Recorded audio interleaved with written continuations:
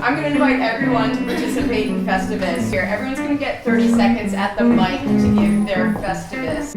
Just want to get a general airing of grievances to see what's in the air.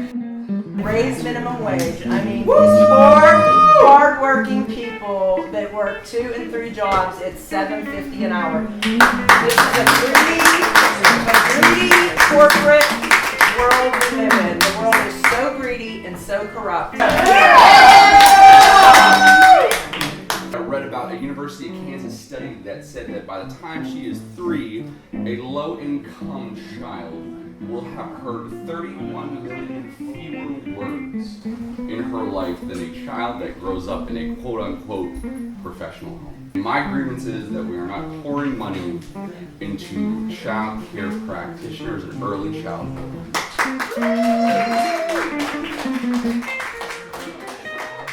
This is a really friendly space, and it's helpful to us to really hear you kind of say why you ended up supporting the person who's now in the White House. I took away from Donald Trump was that, there was going to be a return of a lot of things to the local powers.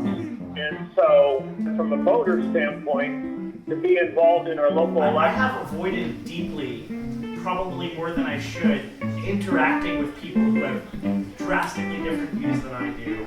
And in my maybe limited experience, I think you are an exceptional person for being willing to do this, and I'm very impressed. So thank you.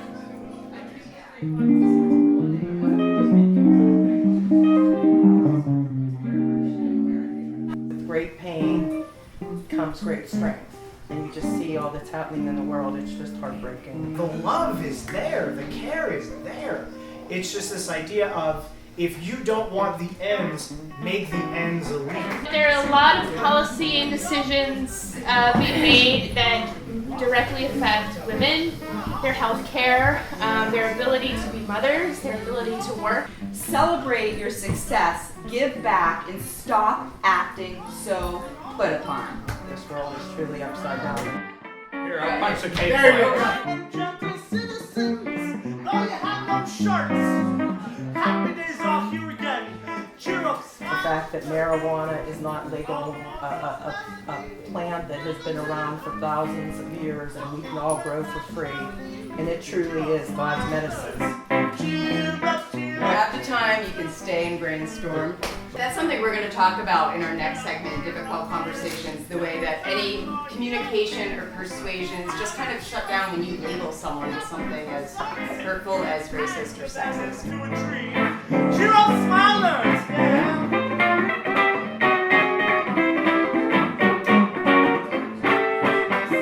Because I bet this is not something anyone in the room is really can identify with that well. Can you guys just give us quickly, what was it about Donald Trump that felt different to you and that connected with you?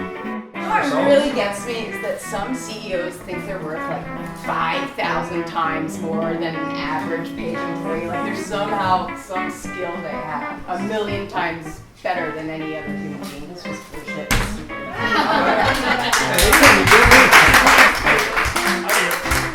How do you follow a punch to the face? I want something to come out of this meeting that is going to resonate in 2018 and especially 2020. It's not enough to just say we're not the Republicans. It's not enough to say we're not them. Hey, look at them, we're not them.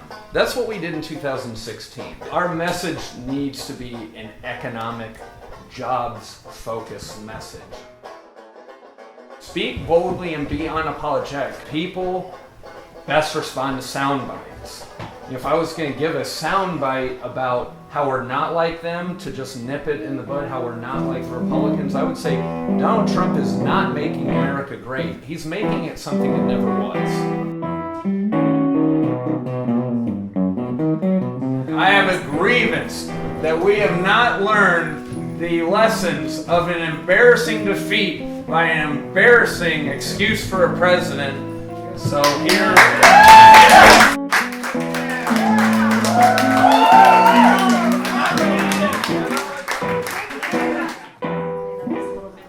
Different from what I was portraying here.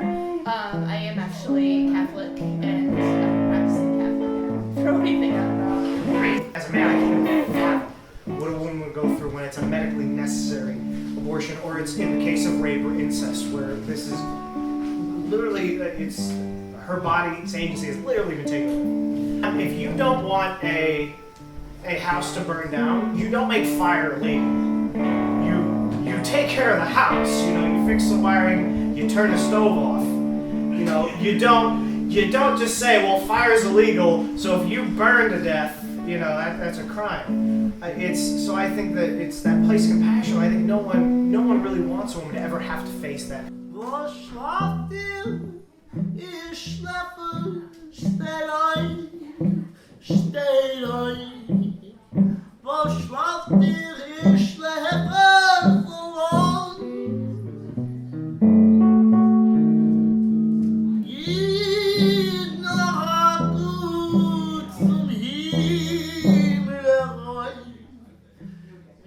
Schön.